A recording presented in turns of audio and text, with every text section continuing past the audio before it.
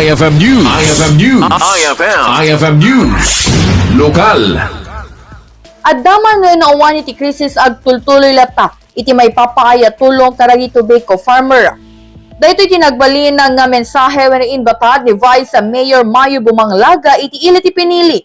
May naig iti arongaing dagiti manalo na gapo iti nalaka a presyo ti tabako. Kunana, saan da kontrol kan Mayor Romel Labasan iti presyo dagitoy ngamin palamnamada nga agtultuloy iti may papaaya tulong karagi iti manalo na kasi ti panakay paay ti water pump host ganagan kanakadepende da itoy ti kalawat ti sakupan dagitoy.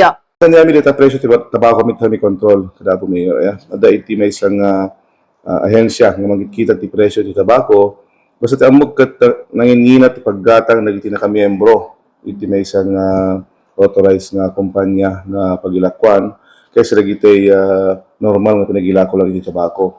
On the side iti LGU ay ket ever since with crisis or awan crisis ti administrasyon ni Apo Romel Mayo Labasan kan nagiti padaming opisyales ket kalawin kami mamangtad iti tulong water pumps, hose, ganagan, libre amin digijay. Depende iti katakkel ti area.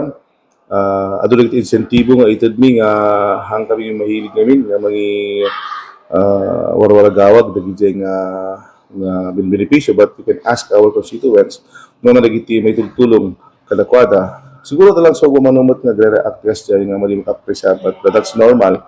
At siguro in a way kat ado kay kumatikit da nga benepisyo nga maala, but we're trying our best to make ways nga DJ pang tagtaga-init nga kumayo dagiti parparnaat mi nga maited iti kakailami ket matumpal tumatlam in due time.